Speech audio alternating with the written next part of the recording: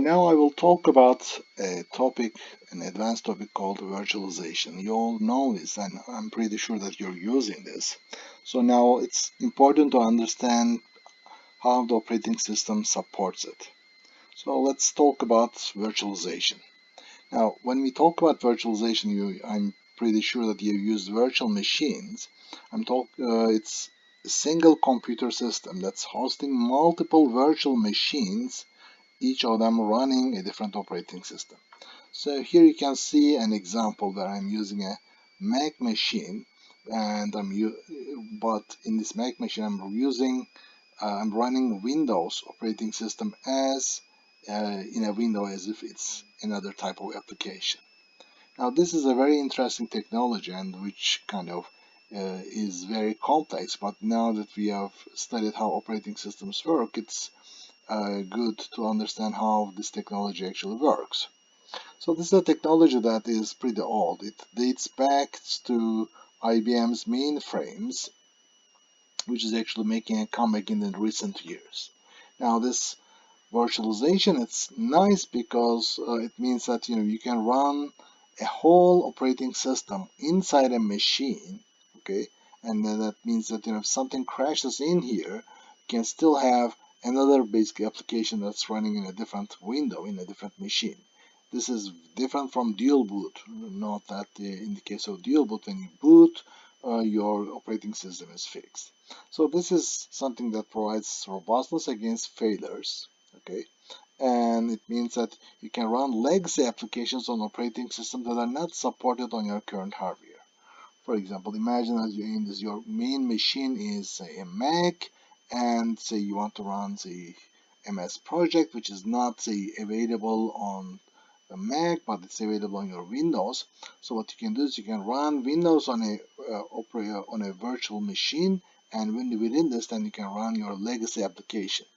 And this is actually excellent for software development, which targets different operating systems, which means that imagine you are, for example, checking the look of your web page on different browsers and on different that are running on different operating systems. So instead of basically when you make a change, you can see them all at once on your single machine. And this is also true for all other software developments. So in order to understand how virtualization works, we have to understand that the hardware has some support for this. And for example, when we take the x86 architecture, we have seen that we have seen that there is one level which is at the user level where our applications run. Okay, and we also talk about the kernel level where we have we can run privilege instructions, and actually in between this is we have this protection rings concept, which means that we the operating system actually supports not just two modes as we have seen so far, just say ring 0 and ring 3. It also supports actually 4 rings. Okay, and these two extra rings are available, and when you get closer to the center, you have at the ring 0, for example, you have access to all the instructions, all the privilege instructions. That is where you're running at kernel mode. And in the case of ring 3, you can run your applications, but in this basically any application that's running in this ring 3, doesn't have any cannot execute any privilege instructions. So the way it works is in the operating system view, we have the user space has the lower privilege of ring 3. Okay, and our apps, whenever they need some access to hardware, they make a system call which generates a thread, and as a result we will then be switching into the supervisor or kernel mode, which actually runs at the ring 0. Okay, and in this case then you can have you can access the hardware, okay, using some privileged instructions, and you can access them, you can get interrupts and so on. So this is the way that we have been seeing so far. Now, the whole idea of virtualization, it works as well. The main idea is when we are running a virtual machine, you try to trap the privilege instructions in the user mode. Okay, what we mean by this is, now let me go back in here. So let's look at this Windows code that's running on this, basically in this window. So this Windows code, it obviously has some, it's running some privilege instructions, right? Because it's an operating system, but it is also running as a user program, which means that it should not be allowed to execute any privilege instructions. So the way it works is you try to trap, you want to basically, whenever the privilege instruction comes in the user mode, and since we know that these privilege instructions are related to kernel functions, such as IO instructions or instructions that changes your memory management unit settings, then you emulate them, okay, within your guest operating system. Here, in the example that I've seen there, it's like the guest operating system is the uh, Mac. So this requires some help from hardware, and both AMD and Intel since 2005 they have created some virtualization support, and which allows them, to have containers in which virtual machines can run, and then the program runs until it creates a trap, and when these traps are then handled by something called hypervisor to emulate the desired behavior. So we will learn about this now. So in virtualization, there are two main approaches. The first approach is called the type 1 hypervisor. This is also called the bare metal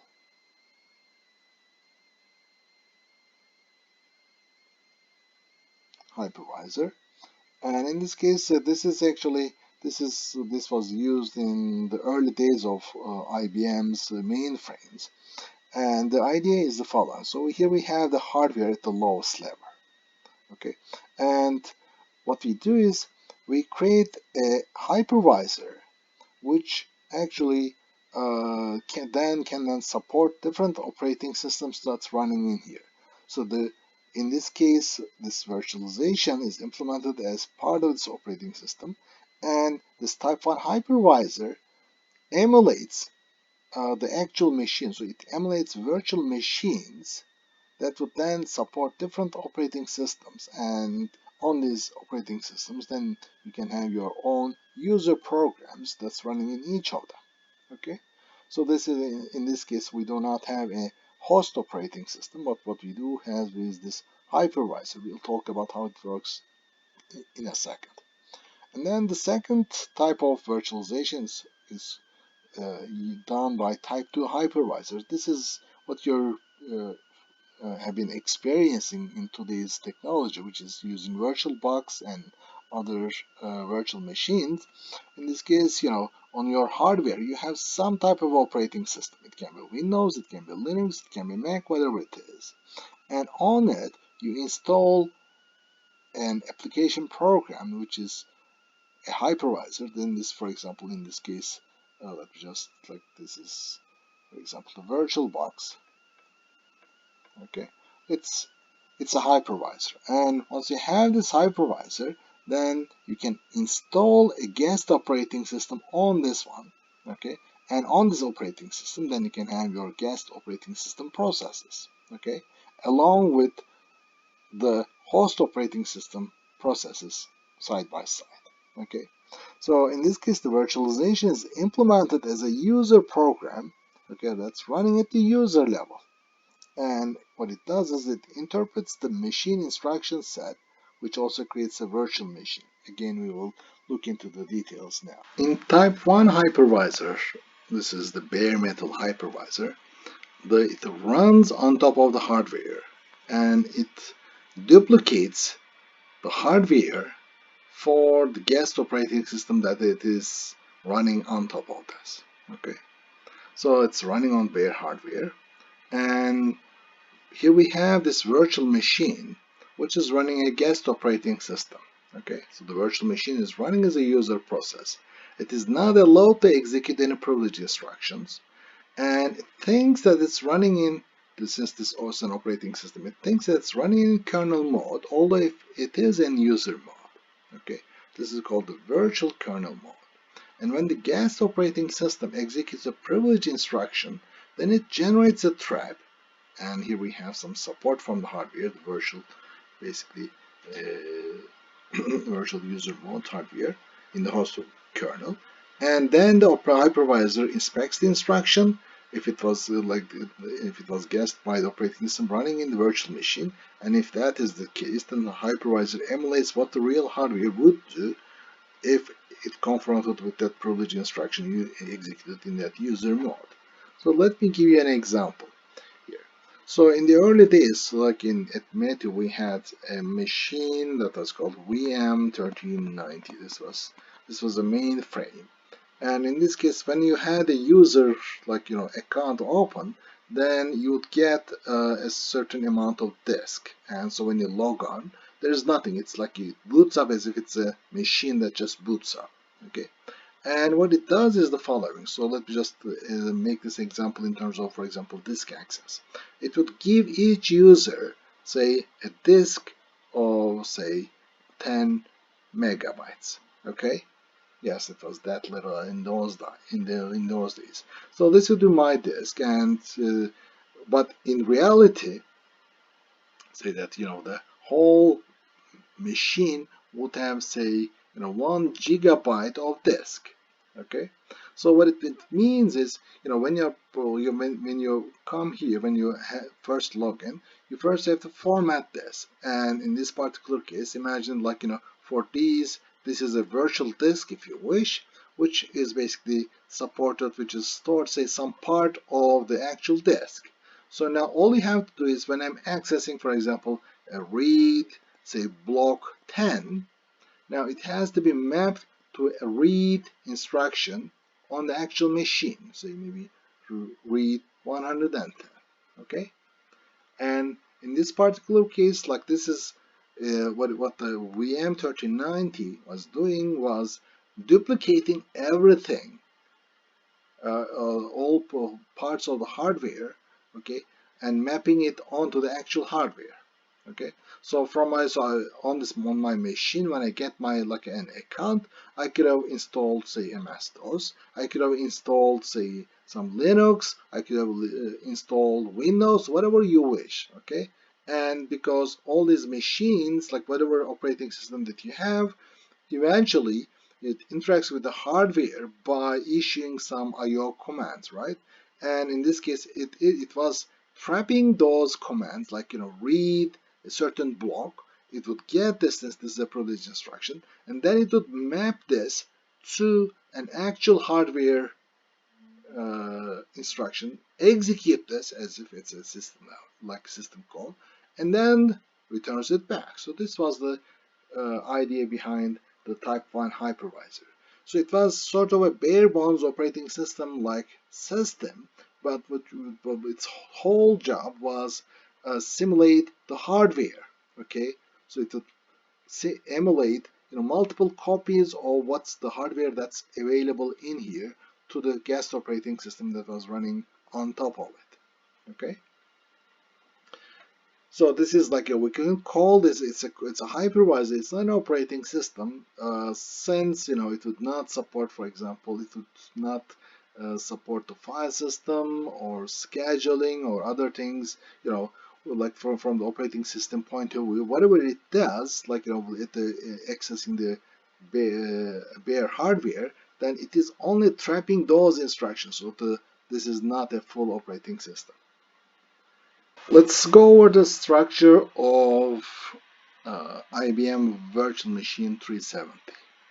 Now, in this machine, here we have the hardware, and it runs a hypervisor, a Type 1 hypervisor at its lowest level. And in this particular case, we were running this CMS operating system here, and then in here we are running these user programs. So when a CMS program executes a system call, then it was trapped by the by this IO instruction here. It would be caused in here, and then it issued the normal IO instructions for reading its virtual disk and etc. And then these IO instructions were tracked by VM370, which then performed them as part of the simulation of the real hardware. And actually, at this time, for example, in the IBM, it's still running this ZVM, which can run multiple operating systems such as AXIS or Linux. Now, the Type 2 hypervisors that are a completely different, they have a different structure. They run as a user process on the host operating system. And so in this case, our hardware is here. This is where our hardware is. And then we have this host operating system. And our hypervisor runs as a user process on the host operating system. Okay. And in this particular case, since it's running in the user mode, it is not allowed to execute privileged instructions. And the guest operating system, whereas when we install the guest operating system, now it thinks that it's running in kernel mode, although it's in user mode. Okay, and in this mode, okay, when the guest operating system, which is here, it executes a privilege instruction, then the hypervisor traps it, and then it emulates this instruction within the host operating system.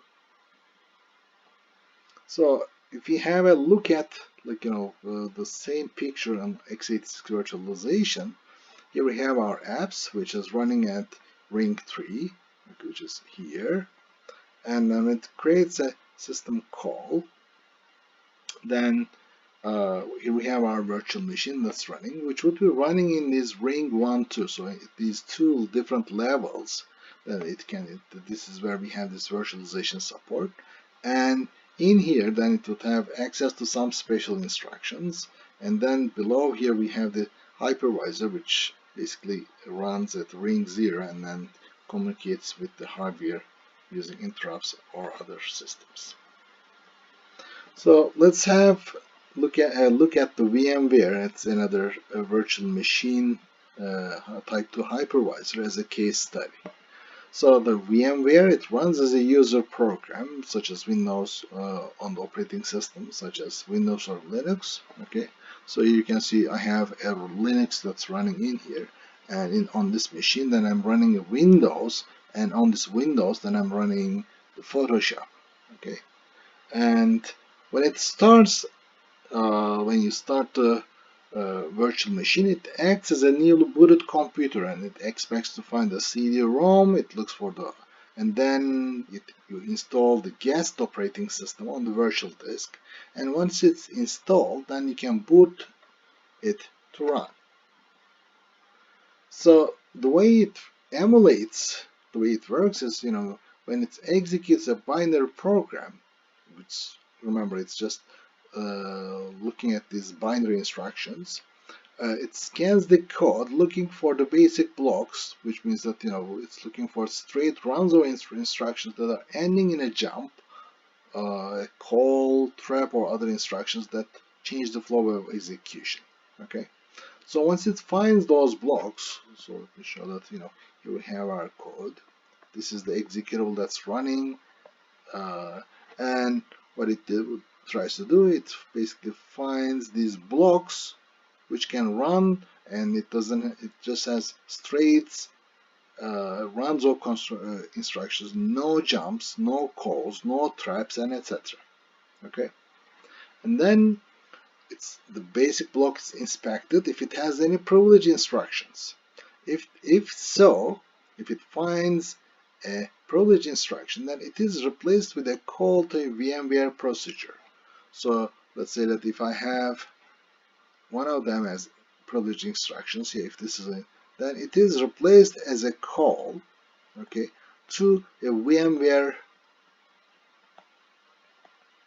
procedure, which then emulates that. Okay, and the final instruction is also replaced with a call into the VMware. And once these steps are made, then the basic block is cached in the VMware and then it's executed. Now, with this, the basic block basically not containing any privilege instruction, then it will execute as fast as it will on a bare machine because it's running on the actual machine. Like you're not changing anything.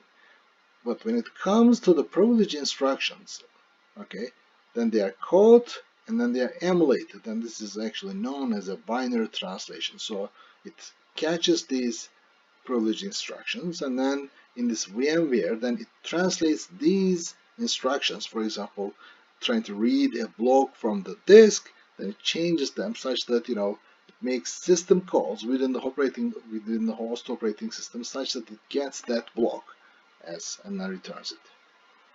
So when the execution of the basic block is completed, then the control returns back to the VMware, in which picks its successor, that comes next. If the successor is already translated, then it can be executed immediately.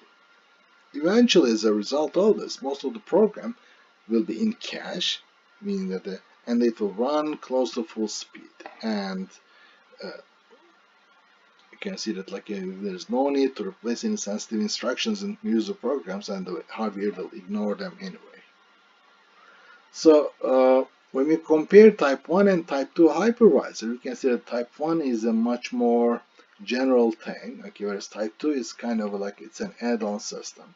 But you would expect that type 1 is the better technology. Well, it is in some sense, but unlike what you would expect, type 1 is not a winner at all cases.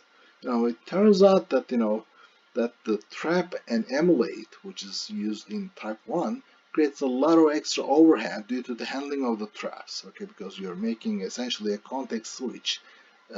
And then, whereas in the case of type 2, then what we do is it does a binary translation, but when you combine it with caching of these blocks, then it can run faster. And so because of this reason, some type 1 hypervisor actually also perform binary translation to speed up. Now, given that virtualization is such an important thing, then there's basically a new thing which is called Paravirtualization. And in both type 1 and type 2 hypervisor, we assume that the guest operating system were unmodified. Now, a recent approach is to modify the source code of the guest operating system such that instead of making bare hardware calls, it would make hypervisor calls. So it would make hypervisor calls instead of executing these privileged instructions which would access directly the hardware. So for this, basically the hypervisor then have to define an API as an interface to the guest operating system, and this is actually similar to an approach called microkernel approach in operating system, which actually implements a very limited set of services to provide. And in this case, the guest operating system whose privileged instructions are replaced with the hypervisor calls is then said to be paravirtualized. So here we have this in this particular case, here we have this hardware, and in our case, when we have this modified Linux, in which case it doesn't make any it doesn't use any privilege instructions, rather it makes hypervisor calls which are then accessed to the hardware. Whereas if it's a unmodified Windows, this is not paravirtualized, then it would trap since there's a privileged instruction that's in here and then tries to emulate this. So with virtualization, you can say that there are a lot of issues. The first one is memory virtualization. So you can imagine that you want to integrate the paging of the host operating system with the paging of the guest operating system. It's not just exiting something. Or the I/O virtualization, how do you use the device drivers? Do you use the device drivers of the host operating system or the guest operating system? Or if we have a multi-core, then each core can run a number of virtual machines. Then how do you share memory among virtual machines? And sometimes another thing is, if the software license is licensed per CPU, then if you run multiple virtual machines on the same CPU, then they will provide some kind of a backdoor towards this.